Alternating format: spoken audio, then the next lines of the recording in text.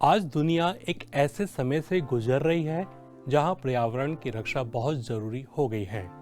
जलवायु परिवर्तन, बढ़ता प्रदूषण और रेगिस्तान का फैलाव हमारी धरती के लिए बड़े खतरे बन चुके हैं। अगर इन पर ध्यान नहीं दिया गया तो आने वाली पीढ़ियों को गंभीर मुश्किलों का सामना करना पड़ सकता है। ऐसे में चाइना की ग्रीन ग्रेट वॉल एक अच्छी और मजबूत पहल के रूप में सामने आई है। चीन ने अपने पर्यावरण से जुड़े अलग अलग कानूनों को एक साथ जोड़कर एक नया और साफ सिस्टम बनाया है जिसे यूनिफाइड एनवायरमेंटल कोड कहा जाता है। पहले ये कानून अलग अलग जगहों पर बिखरे हुए थे, इसलिए उन्हें सही तरीके से लागू करना मुश्किल होता था। अब इस नए सिस्टम में प्रदूषण रोकने, जंगलों की रक्षा, पानी की सही इस्तेमाल और कार्बन उत्सर्जन जैसे सभी मुद्दों को एक ही जगह पर शामिल किया गया है। ये सिर्फ कानून बदलने की बात नहीं है, बल्कि सोच में भी बदलाव है। अब चीन विकास के साथ साथ पर्यावरण को भी उतनी ही अहमियत दे रहा है। 2012 के बाद से चाइना ने हरित विकास पर खास ध्यान दिया है। उसने बड़े पैमाने पर पेड़ लगाए हैं, क्लीन एनर्जी में निवेश किया है और नेचर को बचाने के कई कार्यक्रम शुरू किए हैं। अंतर्राष्ट्रीय आंकड़ों के अनुसार दुनिया में जितनी नई हरियाली जुड़ी, उसमें बड़ा हिस्सा चाइना का रहा। पिछले 10 साल में चीन के जंगलों का क्षेत्र बहुत बड़ा है, जो अपने आप में एक बड़ी उपलब्धि है। अब आते हैं उस ग्रीन ग्रेट वॉल पर जिसका जिक्र अक्सर होता है। जब हम ग्रेट वॉल ऑफ चाइना का नाम सुनते हैं तो पत्थरों की विशाल दीवार की तस्वीर सामने आती है, लेकिन ये नई दीवार पेड़ों, घास और मिट्टी से बनी है।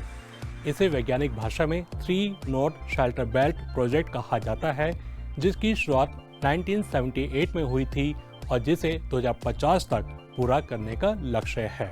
हालिया रिपोर्ट्स बताती है कि चाइना ने करीब 1856 किलोमीटर लंबी सैंड कंट्रोल बेल्ट तैयार कर ली है। ये बेल्ट 3 बड़े रेगिस्तानों के फैलाव को रोकने में मदद कर रही है, जिनमें गोबी डेजर्ट भी शामिल है। ये इलाका खासतौर पर संवेदनशील है क्योंकि यहाँ तेज हवाएं मिट्टी को उड़ा ले जाती हैं और खेती योग्य जमीन को बंजर बना देती हैं। यहाँ एक दिलचस्प बात है कि चाइना ने सिर्फ पेड़ नहीं लगाए, बल्कि लोकल परिस्थितियों के अनुसार पौधों की प्रजातियां चुनी, वाटर मैनेजमेंट सिस्टम्स बनाए और सैटेलाइट मॉनिटरिंग तक का इस्तेमाल किया। यानी ये सिर्फ पेड़ लगाओ अभियान नहीं, बल्कि एक well planned ecological engineering project है। चीन की नई पर्यावरण संहिता की बात करें तो इसका ढांचा 4 मेन पिलर्स पर टिका है: पॉल्यूशन कंट्रोल, प्राकृतिक संसाधनों और जंगलों की सुरक्षा, हरित विकास को बढ़ावा और लो कार्बन इकोनॉमी की ओर बढ़ना। खास बात यह है कि इसमें ग्रीन और लो कार्बन डेवलपमेंट पर अलग से पूरा चैप्टर है। इसका सीधा मतलब है कि अब क्लीन एनर्जी और सस्टेनेबल ग्रोथ कोई विकल्प नहीं, बल्कि अनिवार्यता बन चुके हैं। चाइना ने अपने लिए 2 बड़े लक्ष्य तय किए हैं: 2030 तक कार्बन एमिशंस को पीक पर लाना और 2060 तक कार्बन न्यूट्रलिटी हासिल करना। ये लक्ष्य सुनने में भले ही दूर लगे, लेकिन इनकी दिशा तय करना ही असली काम होता है। कानून इसी दिशा को मजबूती देता है। अब सवाल उठता है कि क्या ये मॉडल पूरी दुनिया के लिए काम कर सकता है? सीधा जवाब है हाँ और नहीं।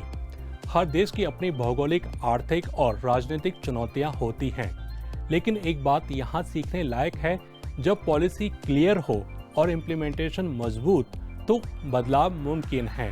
चीन का उदाहरण यही दिखाता है।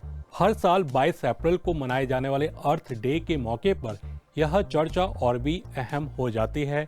ये दिन हमें ये याद दिलाता है कि हमारी धरती केवल रहने की जगह नहीं, बल्कि जीवन का आधार है। अक्सर हम सोचते हैं कि एनवायरनमेंट बचाना सरकार का काम है, लेकिन सच ये है कि बड़े बदलाव छोटे कदमों से ही शुरू होते हैं।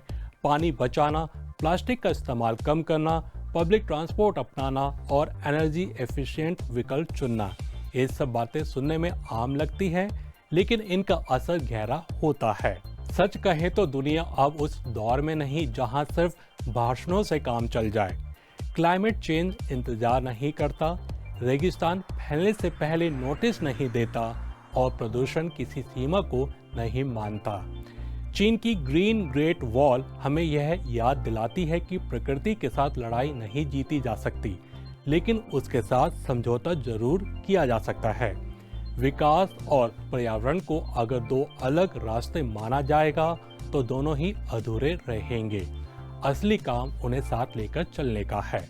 तो ये था आज का खास कार्यक्रम न्यूज़ फोकस। अभी आज्ञा दीजिए, अगले हफ्ते फिर मिलेंगे इसी समय। नमस्ते।